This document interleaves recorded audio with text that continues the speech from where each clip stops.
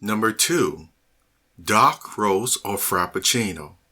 You've heard me state over the years one of the best things a parent can do is teach their child how to have empathy without seeing someone go through the process of suffering, without having to put them through certain changes or hardships in order for them to get it. Now, from an early age, you may be saying, like others have said, well, children will be children, boys will be boys, and don't we have to see people go through hardships in order to understand it ourselves? Granted, depending on how we're made up, that is the case that, hey, unless you experience it for yourself sometimes, some people just may not get it, you see. And so I understand that argument. All the same, what the focus is on is making sure that you may happen to see all these different events happen in life, but not because your child is the one that actually caused it. So how do you help in that from a young age? Last week, in number 1, we talked about the source of life. And so it is important to know that if there is a respect for the source of life from the true God himself, it has an effect on the child. Well, what do I mean? In Proverbs chapter 1, verse 7, it states, "The fear of Jehovah is the beginning of knowledge." It also states, "Only fools despise wisdom and discipline." So when parents teach their child from an early age, yes, just right out of infancy, if not still in there, to love God, to respect him, and you even heard prayers such as, God is great, God is good. Then it goes on to talk about, let me thank God for the food. Also at night when they say their prayers, please Lord, if I should die before I wake, I pray the Lord my soul to take. See, all of those things are what? Having the beginning of knowledge instilled in them about the grand creator and his power.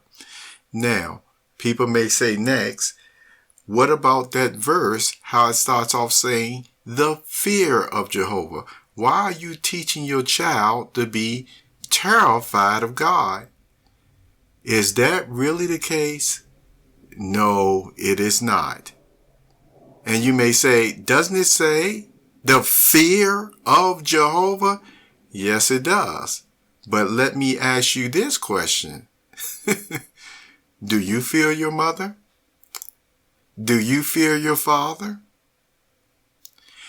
There have been persons that stated even after the age of 18 or 19, when they would no longer come under the rod of discipline side of things of their parents, is that they loved their parents so much that it still did hurt them if their mother or father became disappointed in them. See, the fear was not that the parent could any longer go say, look, go get that belt because you need to be disciplined for actually hurting someone else, you see, in school or getting in trouble some other way. But no, it was because they valued and respected and loved, see, their parents that much.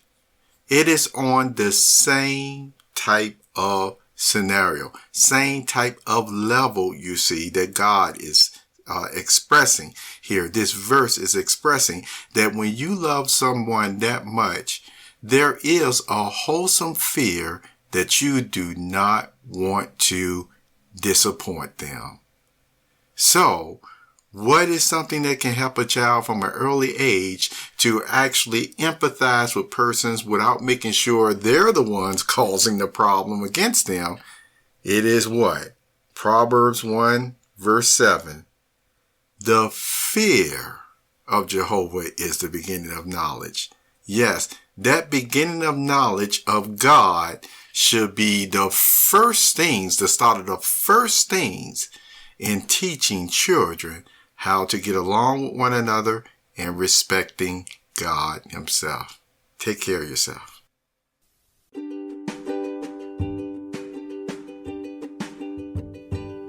You have just listened to the Perceptive Readers Podcast. Remember, until next time, if you read something that encourages you to improve or enhance your life for the better, it becomes your reality. So, dark roast or frappuccino? You decide.